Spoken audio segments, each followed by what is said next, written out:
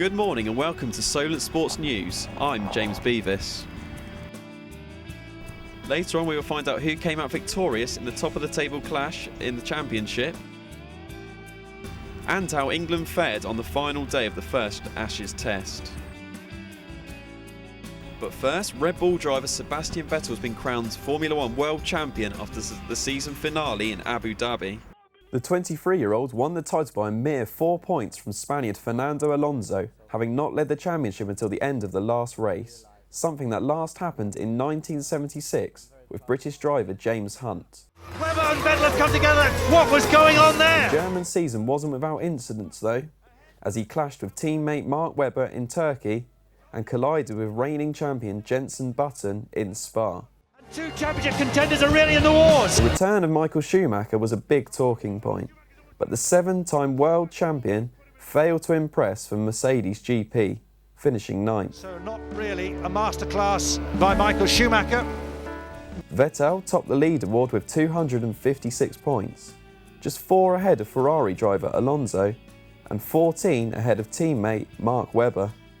British drivers Lewis Hamilton and Jenson Button finished 4th and 5th respectively in a disappointing season for McLaren. And what a season it has been. There is a star that lights the road. Will it take me to the end? Well, I don't know. But for one last time, I'll take this ride. The constructors in Brazil, and now Sebastian Vettel wins in Abu Dhabi to be drivers' champion for 2010. It's a double for Red Bull. I went to the streets of Southampton to find out the public's opinion on the season. What did you make of last season in Formula One?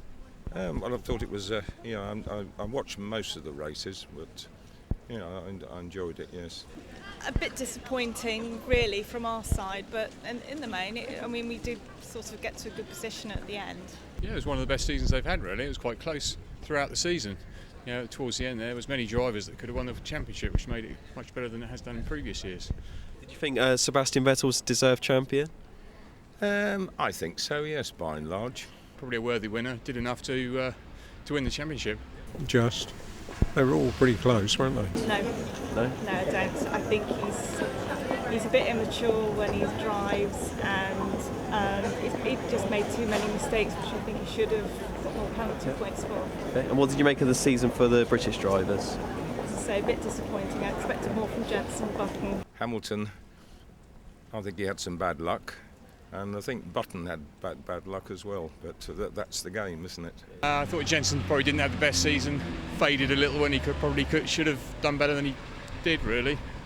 In football, QPR extended their lead at the top of the championship to 5 points with a 2-1 victory over second-place Cardiff at Loftus Road. Welsh striker Craig Bellamy opened the scoring with his 3rd goal of the season in the 13th minute. Just 5 minutes later, the home side equalised through Latvian defender Kasper Gorks' 3rd goal of the season. After a fantastic save by on-loan Manchester United keeper Tom Heaton, Adel Taarabt scored from the resulting corner. It was the Moroccans' 9th of the season and leaves QPR as the only unbeaten team in the Football League.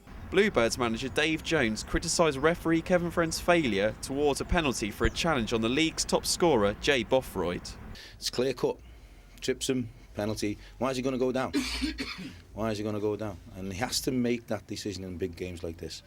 And you got to ask him why he didn't make it.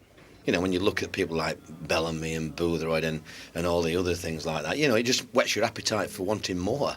In cricket, the first Ashes Test between England and Australia in Brisbane ended in a draw following a superb batting performance by Alistair Cook and Jonathan Trott. Cook hit 235 not out as England reached 517 for 1 in Brisbane before captain Andrew Strauss decided to declare with a lead of 296. Australia got off to a bad start as Stuart Broad bowled Simon Katich, leaving the team from down under on 5 for 1, and they failed to reach the target set, finishing with 107 for 1, leaving Cook understandably delighted. Look, it's a great day. Trolley played fantastic as well today, but it's great to come here and not lose. We'll be back with more after the break.